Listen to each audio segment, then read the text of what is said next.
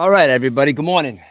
No E-dubs today. E-dub told me the other day that he was on vacation. So it's 12 o'clock. I kind of like these Sunday hangs talking about football and what's been going on in the world of sports the last couple of days. Game starting about 45 minutes from now. And I just put it out there. I was going to go live. So I'm not expecting a lot of engagement here. But you know what? I got some thoughts about what's going on in baseball and football. And I'm going to give it to you. So first off, we are going to talk about, I guess let's get into a little bit of baseball first. I know baseball's not really on everybody's mind today. Well, maybe if you're a Jet fan, because the Jets played the other night. But baseball. Now, I got to start off, of course, with my Mets. Now, the Mets, as you guys know, they are in the wild card playoff hunt right now. And the other night, to put into perspective about what's going on in my house right now, between my son Aiden and myself, two of the biggest fans that I know. We were watching both games at the same time. We were watching the Jet game, watching Aaron Rodgers march down the field and look graceful as a 35-year-old, 30-year-old Aaron Rodgers, but we'll get to that in a little while. And on the other television, we were watching the Mets trounce the Phillies. Now, the Mets aren't going to catch the Phillies here. I'm not saying that they're going to catch the Phillies, and they need to stay above water. They need to stay ahead of the Braves, and they need to keep winning, and the Diamondbacks need to lose. Padres might be out of reach, but we'll see. But the thing that's important to know, Met fans, about what is going on now with this Mets team is that we're playing the Phillies hard. The Phillies are supposed to be one of the best teams in the National League next to Dodgers, which we handled pretty well this year. So nothing is out of the realm of possibility as to what we can do with this baseball team. And as I've been telling you all season, and everybody was very skeptical in the beginning, I was very skeptical when the hire happened. But I realized he was doing a bunch of things. When the Mets went on that little losing streak in the beginning of the season, right, which lasted a little too long for my liking, because I saw a stat the other day that said that the Mets have the best record since the end of May in baseball. So, barring that little hiccup that they had in the beginning of the season, I think the Mets would have been pretty good shape, which they are now. They just have to keep winning. So now, the thing that's been fueling the Mets this whole season is Francisco Lindor. Now, you heard me with my videos on TikTok. If you guys are, watching this on YouTube, my TikTok channel is Let's Talk 1972. Talk about a lot of stuff on there, but I put a lot of sports stuff on there as well. I've been rallying for Francisco Lindor to be the MVP of this National League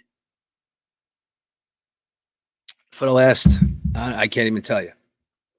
But something came to my attention the other night, and Eric had mentioned it the other night or last week on our podcast, that Shohei Ohtani, as of last week, was about to do something that's never been done. It's never, no one's seen the likes of it. And, to be honest with you, first I'm like, all right, 50-50, that's pretty cool. But you know what? 50-50, that 50-50 club that he is in is right now, there's one person in it, and it's him. So, look, I know that I've been saying it all season, right? He's been sitting on the bench, for half the game. Then he gets up and, he goes for 6 for 6 like the other night and had an enormous amount of RBIs. And I think he broke a record the other day for the best, I don't know, for the best outing of a hitter in the history of baseball or whatever. But that guy's breaking records all over the place. So, listen, you're going to give him the MVP. I guess, it's definitely, he's definitely worthy of the MVP. Lindor has been hurt for the last couple of games, so he's really not contributing to his stats right now. So, listen, the MVP talk with Lindor is going to have to fall by the wayside for a little while, because right now he needs to get healthy for the Atlanta Braves. Now, we have another game today with the Philadelphia Phillies, which I'm going to assume that Francisco Lindor is not in the lineup today, although I could be wrong. I have not seen anything come over, or Bleacher Report or anything that says Lindor is going to be playing, but I am more than fine with the fact that Acuna Jr. is there in his place at shortstop. But back to Lindor for a second. Lindor has shown something this year to us as fans and to major leagues, that he's been around a little while. He's a veteran, and he's an MVP caliber baseball player. In the beginning of the signing, when Steve Cohen made this big splash and signed Lindor, I was over the top with this. Because if anybody knows me and knows what my baseball, what I watch and what I look for in baseball is, everybody likes the home runs. Everybody likes to see the hitters, which I like. It's pretty cool, but I like the gritty stuff. I like the fielders. I like the guys. I like watching the shortstops. I like watching the third baseman. I like watching the center fielders. I like watching the fielders in action. And that, to me, carries a lot of weight, I think, when I'm talking about, the best at their positions and the best players. And that's why, to me, Francisco Lindor being on the field up until the other day, 100% of the time, never missing a day, as opposed to Otani, kind of playing half the game and going in. It's kind of like him sitting there.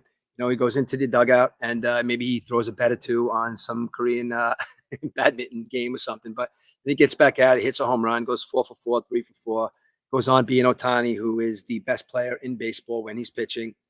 He just goes out and he does that. But you know what? Lindor's out there on the field and he makes his plays and he makes his decisions. He's a leader on the team. But we need you to be healthy come the Braves, because Acuna Jr. right now is lighting it up. He got a home run last night. And what this kid is doing right now is pretty phenomenal. And let me just keep talking about Lindor for 1 second. And my love for Lindor went back to even when he was with Cleveland. So I would just love watching him on the field, watching him make plays. And I remember when I was watching him and he was a really young baseball player, probably just coming up in the Cleveland Indians system.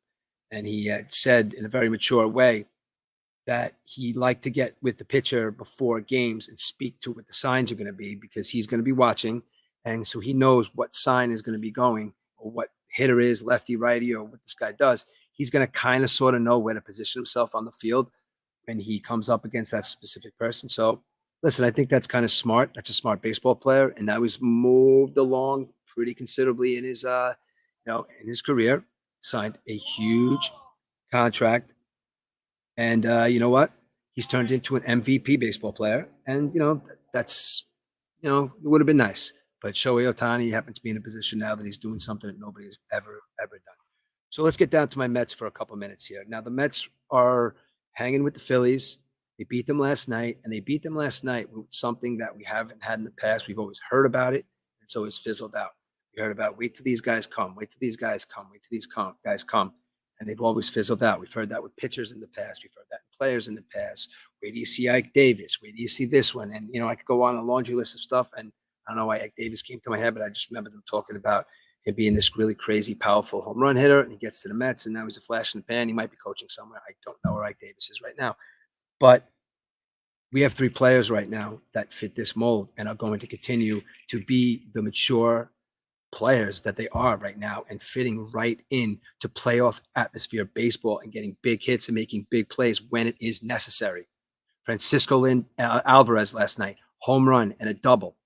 Mark Vientos, he walked a bunch of times last night, but you know what, though? Prior to last night, the guy's batting over 320. You know what he's doing? He's playing an incredible third base.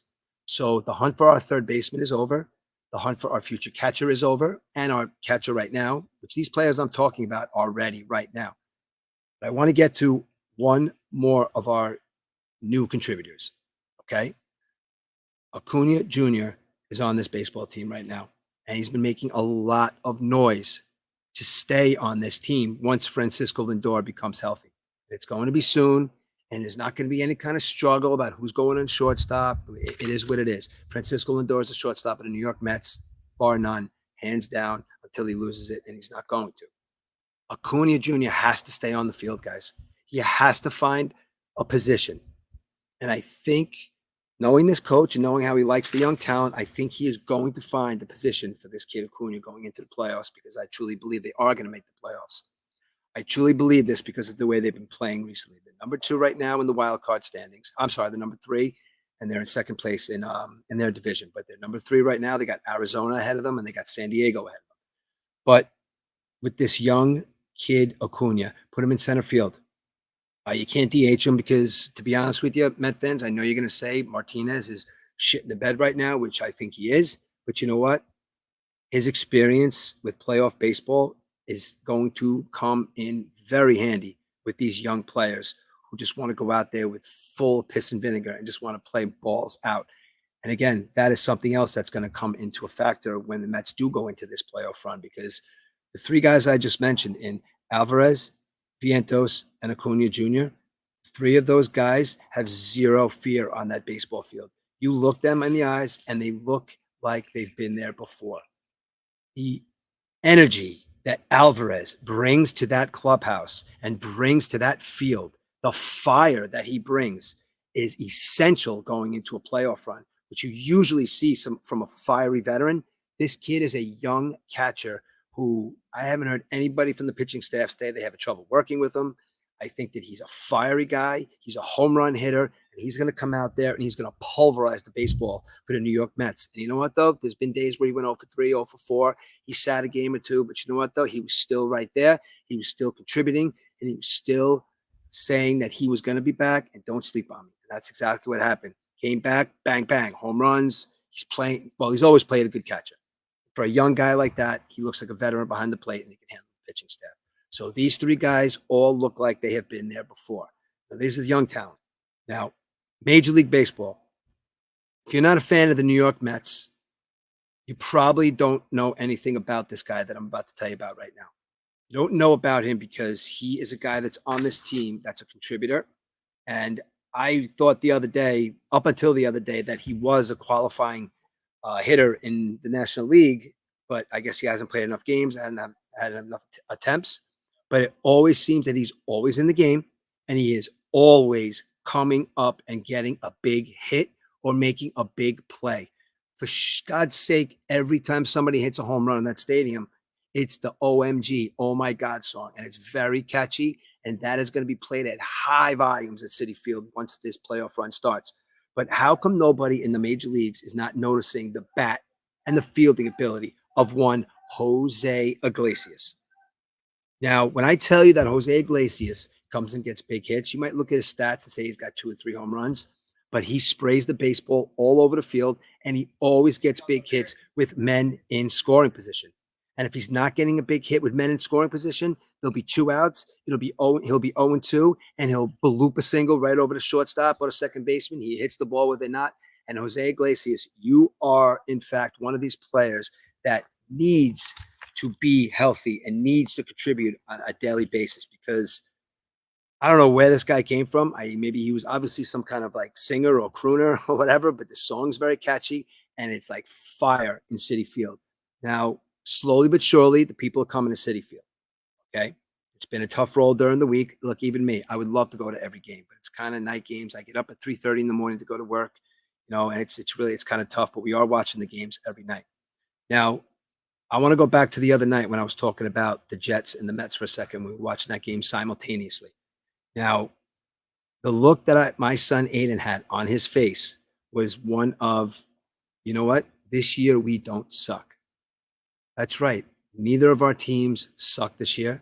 It's September, and Met fans, we are watching relevant baseball in September. And if we're watching a baseball game come November, I don't know how I'm going to be able to handle it, but I know there's a lot of my Met fan friends out there. They're going to be watching these games, but when it comes to the baseball playoffs and it comes to the Mets being in the playoffs, me and Aiden are going to be sitting right on this couch with our eyes glued to the television. Now, when I say to you that this team can win a World Series, this team has all the makings of a team to win a World Series. I compared them last week to the 96 Yankees. What I meant that by, everybody on the 96 Yankees was a contributor. Derek Jeter was a rookie. You know how that all turned out. The 1996 Yankees took the world by storm with young players and players that nobody either gave up on or people that, where did this guy come from? Who's Scott Brocious? I mean, come on. Anyway, that's why I compare these Mets to the Yankee team. Now, getting to that point for a second now, my son brought up something. Wait, before I tell you that, Pete Alonso, got to talk about him for 1 second. The guy's hitting the ball. He knows his role. And I tell this to everybody that is listening. Pete Alonso, at the end of this year, is going to take whatever Steve Cohen offers him. He's not going to sit out for 300, 400, 500, 600 million. He's going to take whatever Steve Cohen says to him, because he's going to say, listen, Big Pete, we're a complete team. There's no pressure on you anymore. So you're just going to get up there and do what you do. You're going to punch in 40 home runs. You're going to get almost 100 RBIs. You're going to strike out. You're going to get your walks. You're going to contribute. And you're going to get in there every single day. And you're going to play baseball. And you're going to play first base for us. We are going to offer you a contract. And you're going to get $17 million a year. Okay. And it's going to be a 3 to 4 year contract. And we'll renegotiate after 4 years. But Pete, you are a big part of this baseball team's success. And you need to stay. And Pete's going to say, you know what? You're right. With all these young guys around me, I could teach them this, that, and the other thing. You know what, Pete? You're right. Take the contract, sign on the dotted line. There goes Pete Alonso locked up. And it's not even going to be a fight. Okay. Our pitching staff, Minaya, you're pitching great. Keep doing what you're doing. In the beginning of the season, when I thought of a first game one playoff against whoever it may be, and your game one starter for the New York Mets is Sean Manaea. I'm like, Sean Manaea, you out of your mind? But you know what, though? 7 innings the other night, 6 strikeouts, and he pitched a really, really good game, and he kept them in it. That's all we need. Bullpen, we got some bullpen help, but the bullpen gave up the farm the other night. So at the end of the day, the Mets pitching staff is going to be what it is. Hopefully, Kodak Senga will be back for a playoff appearance. And the Mets pitchers just have to keep doing what they're doing. David Peterson's pitching well, as you guys know. And I just don't like seeing Tyler McGill up there. But anyway, Diaz, keep pumping away. You are the key to that success. We want to hear the trumpets at Citi Field. And let's go Mets. And that right there is how I feel about the New York Mets. And the Yankees are the Yankees. My partner's not here today to talk about the Yankees. I've already gone on for a couple of minutes. I'd like to catch some of the games. But I do want to bring up something that my son Aiden brought up the other day. Now, I do want to talk about this clearly, and I want to talk about this concise, and I want to talk about it quickly because I'm going to put this out as a single clip on my YouTube channel. My son Aiden brought up a great point the other night. The Yankees and the Mets are going to be two players that are going to be going after each other tooth and nail to sign one Juan Soto. Now, I don't have anybody here right now to combat me on this point. All I know is he said to me the other day was absolutely genius. And if you're a conspiracy theorist and you like stories, this is a great one. And if it happens, hey, who knows? Juan Soto right now is killing it for the Yankees. Okay. Now, what happens with the Yankees this year? Yankees, do they go to the World Series? Do they win the World Series? Do they not? Do they make the playoffs and get knocked out in the first round? All I know is the Yankees are the first team in Major League Baseball right now to clinch a playoff berth. That being said, it's because of the two bats of who I feel the best player next to Shohei Ohtani right now is Aaron Judge. You cannot get him out. He goes through his slumps. It is what it is. But 100% healthy, he's in the machine. He's a cyborg. Guy could play anywhere. He could run like a gazelle, and he hits the ball 500 feet. And then Soto comes, and then it's just like a murderer's row almost. Okay, so whether the Yankees make the World Series or not, whether the Mets make the World Series or not, let's just say what it comes down to in a dream scenario is the Mets and the Yankees are meeting each other in the World Series. Goes to a Game 7. Diaz is up. Mets are winning 3-2 in Game 7. Edwin Diaz is up, pitching.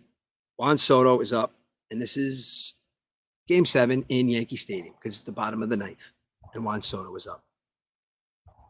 Edwin Diaz comes in. It's 3-2 Mets. It's 3-2 Mets because it was a 0-0 pitching duel going into that game. And Francisco Lindor came in, hit a double, and prompted me 2 or 3 batters later. Pete Alonso came up and hit a home run. And then Francisco Alvarez came up and he hit a solo shot to make it 3-2. Because, believe it or not, Gleyber Torres had hit a 2-run home run in the first inning to start it off. So here we are, bottom of the ninth, 3-2 Mets, Yankee Stadium. Juan Soto's up to bat. It's 3-2. The runner on first, and that runner happens to be Aaron Judge. It's 3-2. Here comes the pitch. Edwin Diaz strikes out Juan Soto, swinging on a 101-mile-an-hour fastball to win the World Series against the New York Yankees. Fast forward all the celebrations, all the tears for me and my son and all the other Met fans that have been waiting since 1986 for this to happen. Offseason comes around. Juan Soto says, you know what? I don't want to feel that hurt ever again. I am going to go sign a contract with the New York Mets. Rewind. It's 1919.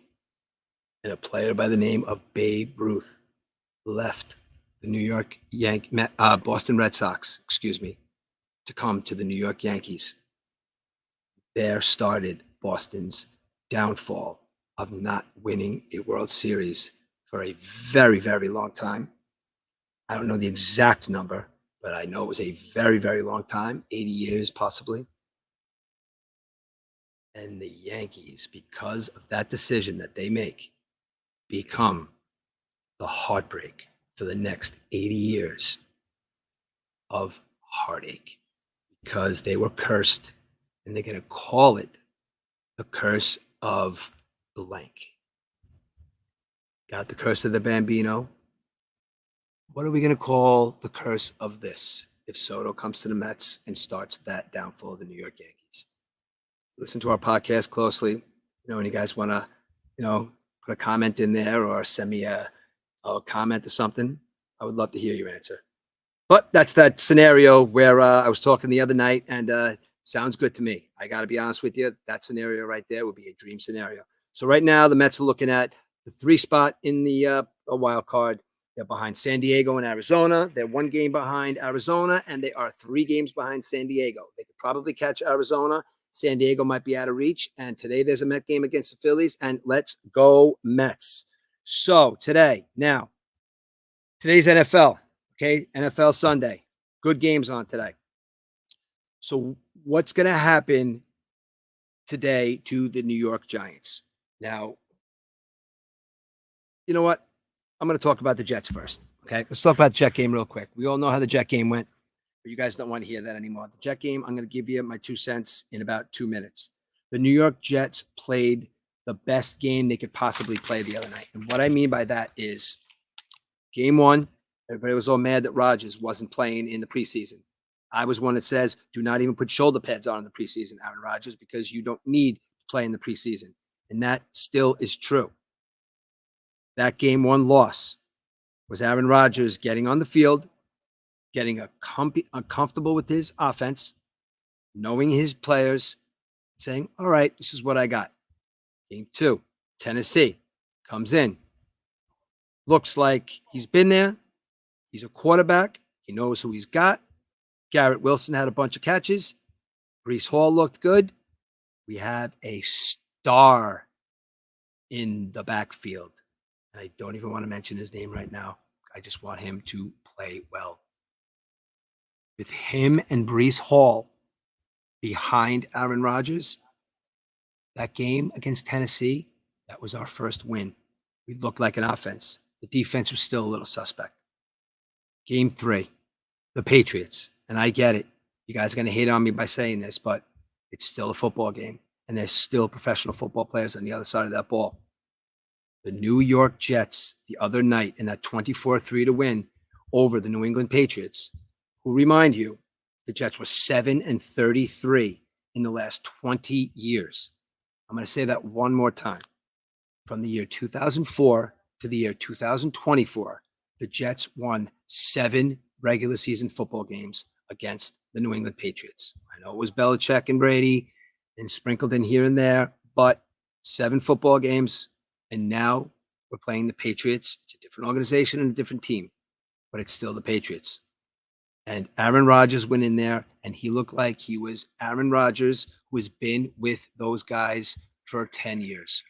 Lazard finally came out of hiding, got a touchdown, looked great. That camaraderie back in Green Bay, I think it's back with him. Garrett Wilson, for some reason, takes a little while to get going. But you know what, though? Once that kid gets going, once he looks Aaron Rodgers in the eyes and says, look, Aaron, I'm ready, look for about 5, 6, 7, 8 passes right in a row. Okay? That kid's not afraid to go low. He's not afraid to go long. He's not afraid to go across the middle. And he's not afraid to tiptoe into the out of bounds. That kid is a star. Mike Williams on the other side. Barring no injuries, he is a tall, big target for Aaron Rodgers. Okay? So what I said right there is you have 3 legit wide receivers that Aaron Rodgers is comfortable throwing the football to. And you could throw in Gibson. You could throw in anybody else you want to on that squad. They are going to catch footballs. You got the tight end there that's going to catch the football, and he's going to run people over. Okay? He's going to block. Now, do I dare say that we have a 2-headed monster behind the backfield? Do I dare say that we have 2 running backs? One that will beat the shit out of you, one that will outmaneuver you and catch balls? Yeah, I am telling you that. Because, to be completely honest with you, up until week 1, I didn't know too much about that new running back that the Jets got. I'll tell you right now, looking at him, he doesn't look 235. But that game the other night, he looked every bit of 235 pounds. They're 2 different types of runner. That kid gets the ball, and he never goes down on first hit. He gets second, third, and fourth shots for this kid to go down. Okay? He keeps his legs moving, and he keeps hitting. He's a hit-first running back, and he's not going to juke you. That's what the Jets have needed. And then you could have both of them in, or you could give him a breather and put in Breece Hall. Now, we all know Breece Hall is going to hit that hole. He's going to hit it hard because that first step, I haven't seen too many people out there that have a quicker first step than Brees Hall. But you know what? He may want to bounce to the outside. He may want to finesse the defense a little bit. He might want to keep going. He might want to barrel you over. He might want to juke you. It doesn't matter because you know why? Because Brees Hall could do that, and Brees Hall could kick out into the side for a nice little slant pattern. He could go for an out. He could block. He's good yards after the carry. So right now you got Brees Hall is another wide receiver that you have to worry about. The offensive line last week, don't push my guys around. Don't push my guys around. That's what the offensive line said to the New England Patriots the other day. They said, if you get in my face, my quarterback's face, or any of my receivers or running backs, I am going to kick your ass. There's a young guy on that offensive line that does just that. The center position. Center position is always going to take a little bit of time. But you know what, though? The camaraderie is happening because Aaron Rodgers is probably making it calm. I know it's only going to be calm when it's going right, but when it just keep it going right, that's how it's going to go. They're not weak on the offensive line at all, especially at the tight end position to help out because that kid will mow people over. He'll catch the football and drag people for 10 yards. So that's the offensive side of the ball. We all know about Aaron Rodgers. Again, I'm going to say it one more time. He looked fully capable of leading that team to a playoff this year. Dare I say Super Bowl? I don't know. But I can tell you one thing. The way he's playing right now, he wants to be in that conversation. When I say that conversation, I mean the conversation. When you sit down and you think, let's just go A first. Greatest quarterbacks of all time. That Rolodex goes to a couple of people. He wants to be into that Rolodex. And B, is he better than Brett Favre in Green Bay Packers' eyes? I know the Green Bay Packer fans aren't too big fans of him. Either one of them probably because they left.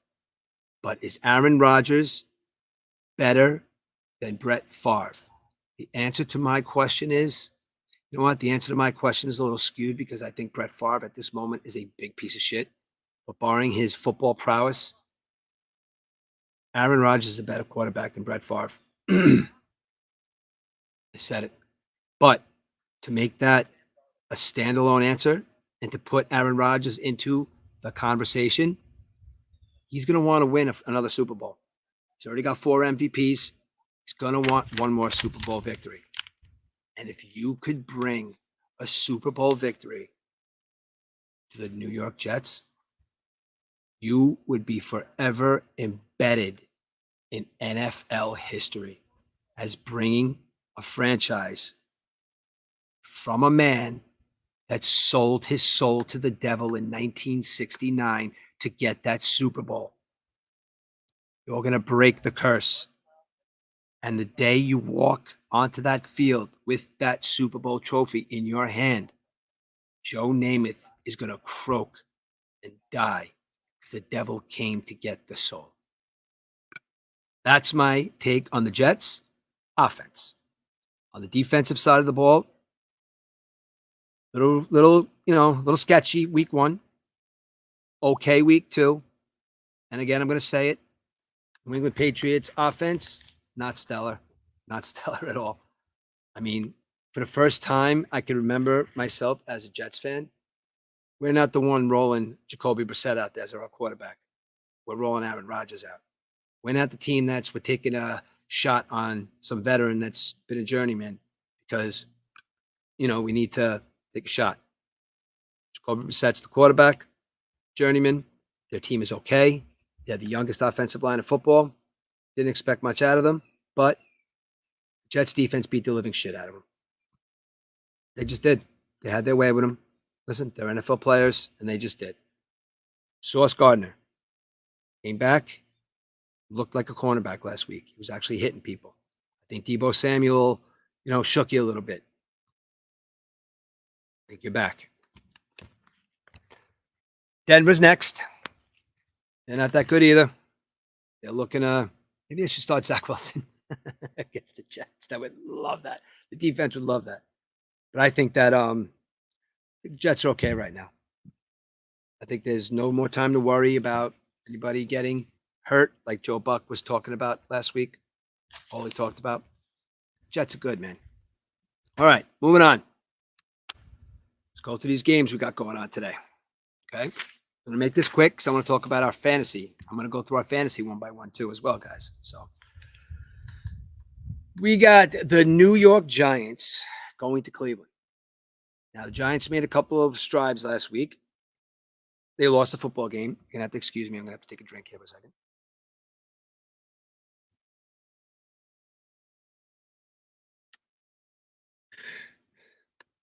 I just need a drink of water there. The New York Giants. The New York Giants, I guess they were playing a couple weeks ago like they all had Ajita, but Ajita's gone. Giants are going to be an interesting team to watch this year. They're not playoff bound. Not even close to playoff bound. Daniel Jones, did he play better last week? Yeah. Wide receiver is a star. He's a star. We need somebody to get him the football. And obviously, Daniel Jones has one target. And you know what he did with that chance? He made the best of it. Malik Neighbors made the best of an opportunity last week. And the opportunity is there's nobody else to get the football. Saquon Barkley's gone. Young wide receivers. Their offensive line is okay. The running back situation, you all know about that. See how this guy can do. But Daniel Jones, you're going to have to show something because, I hate to bring up the money aspect of it, but you are making $40 million this year. Said it, making $40 million in your contract. I said this year, we're making $40 million in your contract. So you kind of have to get something going here, okay? Cleveland Browns, Deshaun Watson's going to be who he is. Like I said last week, maybe the Cleveland Instagram models aren't as hot as the Houston Texans ones because he's not the guy he was when he came into the league. But the Cleveland Browns are a weird team, man. Cleveland Browns are home against the New York Giants. That defense is going to be hungry. And I think that their defense is going to have their way with that Giants offense. So I think that Cleveland's going to do what they got to do, and they muster up the points when they need to. And the defense is going to kick Daniel Jones' ass. They're probably going to sack him 4 times. I'm calling 4 sacks today. That's why I'm writing it down. See if I'm right. I'm making a couple of predictions here in these games. See if they come. 4 sacks for Cleveland today. Cleveland wins. Cleveland wins. Cleveland wins by the score of 27-21. Next, the Eagles and the Saints. Now, you want to talk about a team that is surprising the shit out of everybody? It's really not a surprise if you're a New Orleans Saints fan. New Orleans Saints right now have a home game today against the Philadelphia Eagles. Now, the Philadelphia Eagles are the Philadelphia Eagles. And the Philadelphia Eagles are even more the Philadelphia Eagles now with Saquon Barkley. The New Orleans Saints defense has shown that they're tough as shit. They're very tough. Okay? Saquon Barkley is going to probably have a good day today. From what I understand, A.J. Brown is not playing. Jalen Hurts is still Jalen Hurts. They're missing the Kelsey brother there in the middle. I don't want to say his name either because the Kelsey brothers are starting to piss me off too a little bit. But they don't have him in the middle. Jalen Hurts is a quarterback now. Okay? And that's what he does. He's the QB of the Philadelphia Eagles. He's a couple of years in, and that just is what it is. So, New Orleans Saints, home game, Philadelphia Eagles. Don't know what the spread is because I'm just going wins and losses here. I am taking the New Orleans Saints for the reason I was just to get into. If you're a New Orleans Saints fan, you knew that a healthy Alvin Kamara means wins. A healthy Alvin Kamara means, guys, get on my back because I'm going to carry the entire team and I'll score 4 touchdowns. But there's a difference this year also. They have somebody at the quarterback position that's been being told that he's washed up. His best days with the Raiders. Derek Carr is here to win. And by win, I mean he's here to make some noise, and he's here to make the playoffs. And then we'll see what happens after that. New Orleans Saints beat the Philadelphia Eagles in New Orleans today by the score of 21-14. Next, the Houston Texans and the Minnesota Vikings. Minnesota Vikings, you lost your quarterback this year, but you're a young team who happens to have a quarterback that was on the Jets roster. Not only was he on the Jets roster, he was our first pick. Not only was our first pick, he didn't have anybody teach him to be a quarterback. I liked Sam Darnold. My disdain for Zach Wilson developed when I realized he just could not play the quarterback position. He's not a quarterback. He's not a football player. I never had any disdain for Sam Darnold. The only disdain I had was nobody taught that poor kid how to play quarterback. Okay? He's in Minnesota right now. He's got Justin Jefferson. I don't know the status of Justin Jefferson. I know Justin Jefferson was out last week. Oh, he went out last week. Today, I don't know what Sam Darnold's going to do against the Houston Texans defense, but Minnesota Vikings are home. Houston Texans are hungry. They're hungry because they got somewhere last year where nobody thought they would get. And now they can't go back a notch. They have to continue to win. Houston Texans beat the Minnesota Vikings by a score of 14-10. The Denver Broncos and the Tampa Bay Buccaneers. Hands down, Denver Broncos, not that good of a team. Tampa Bay Buccaneers, I've said it years ago, I love Baker Mayfield. Baker Mayfield's a gamer. Baker Mayfield makes plays. Baker Mayfield makes shit happen. He's got a wide receiver there that's a Hall of Famer because he catches the ball and he gets yards after the catch. They got a team there that wants to win some games because nobody thought that they would. Baker Mayfield and the Tampa Bay Buccaneers at home beat the Denver Broncos by a big score of 35-14. Next, Packers and the Titans. Not going to go into much of this game, but I can tell you one thing. Packers are going to kick the Tennessee Titans' ass today. They have to show their quarterback that they're still prepared to win. You know, the quarterback's hurt. I know that's a big loss for them, but he's going to come back, and the Green Bay Packers have to show their fans that they're not cashing it in. So the Green Bay Packers beat the Tennessee Titans today by a score of 17-10. Chicago Bears and the Colts. What can I say about this? Quarterback over there, the young kid, he's got balls. He likes to break balls. He can throw the ball. He's still a little immature, I think. He's got a defense behind him. He's got a couple of wide receivers. He's got a running back. His offensive line is okay. Chicago Bears defense put on a show a couple of weeks ago. Can they keep the Colts offense contained? I don't know if the quarterback's there today, Richardson. I think he is, but barring him, in or not, Colts are one of those teams where you just never know what they're going to do on any given Sunday. So I am taking the Colts in this game by a score of 21-14. Chargers and the Steelers. I don't know what's going on with the Chargers. I thought the Chargers would be a lot more electric than what they're doing right now, and they're not doing what they're supposed to be. Justin Herbert is keeping them in the game. He's making his completions. He's got an offensive line that's okay. He's got a defense that's okay. Justin Herbert needs to have a coming out game, and it's not going to be against the Steelers. The Steelers are going to win this football game.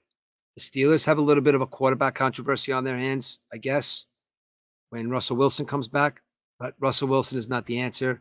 I think the answer lies in Justin Fields with the Pittsburgh Steelers. Pittsburgh Steelers are going to win this game. There's not going to be many points scored because the only time the Chargers win is when they score a lot of points. So this game is going to be won by the Pittsburgh Steelers. Justin Herbert's going to be held to under 200 yards passing. He's going to throw for one touchdown pass. And the score of this football game is going to be the Steelers 17, Chargers 7. Panthers and the Raiders. Panthers have a serious situation on their hands. They got no quarterback. Their first round pick, kid who everybody said is going to be a star, doesn't know how to play football. He's Zach Wilson on steroids, or he's Zach Wilson not on steroids. You take your pick. Panthers are a terrible football team, terrible organization at the moment. The Raiders are up and coming. Love the head coach. Love what they're doing over there. Raiders win this football game handily, 21-3. Niners and the Rams today, 4:25, a 4 o'clock game. All eyes are going to be on this. You know why? Because the Rams have to do something to prove that they're relevant. And if they don't, they're going to just fall by the wayside. Cooper Kupp might be out again. Cooper Kupp is out again for a couple of weeks. Their quarterback there, I don't know who he's going to throw the football to. Their defense is suspect. And you got a 49ers team who looked like Super Bowl champions in week 1 against the Jets. I understand that it's week 1, and I understand that it was the Jets trying to figure shit out. Deebo Samuel out does hurt that offense. Brock Purdy's got so many weapons, I wouldn't even call that a problem. So today, the 49ers go in to Rams Stadium, who I guess they're in LA. All these teams switching places. 49ers go into LA and they kick the shit out of the Rams. Score is going to probably be, I would have to say 31-10. 49ers win. Lions and the Cardinals. Lions and the Cardinals. I'm going to say it one more time. The Lions and the Cardinals. When nobody knew what Kyler Murray was going to be this season, when nobody knew that Kyler Murray was going to come back and be on top of his game, when nobody knew anything about that, Kyler Murray did his thing. The Lions don't look like the Lions of last year. They're going to maintain, but the Cardinals win this football game. Cardinals win this football game 28-10. Chiefs and the Falcons. I'm going to go through this quick because I do want to make our predictions about our fantasy. Chiefs and the Falcons. Chiefs are going to have a close game with the Falcons today because behind the quarterback position of Kirk Cousins, he actually looked like a quarterback last week. Chiefs are actually going to become the victim to their first loss. Cousins is going to come in. He's going to play at home. He's going to rip up that defense. Falcons win. Jacksonville Jaguars. Jacksonville Jaguars are a team that they're like, are they good? Are they not good? They're not good. Okay. That quarterback, Trevor Lawrence, is he good? He's not what everybody thought he was going to be. He'll have a game where he throws for 5 touchdowns and have 3 games in a row where he throws for 5 interceptions. He's very erratic. He's an okay quarterback. His team is not that good. Buffalo Bills win by 2 touchdowns. Commanders and the Bengals. Bengals have to get back on track. What better to get back on track than with the Washington Commanders and a new quarterback? Bengals win this game 31-10 because Burrow becomes Burrow. All right, guys. That's right there. Who is, I don't know. That's what's going on in the NFL. Now, there's about 8 minutes left, and we have to set our fantasy lineups here. And I was going to do that, but I talked a little too much. So if anybody was waiting for that, sorry. So check out Keep Talking 365 at YouTube. That was a nice 41-minute show all by myself, and I'm going to put this out as a podcast in a little while. And thanks for listening, guys, and enjoy the football games today. I'll talk to you next week.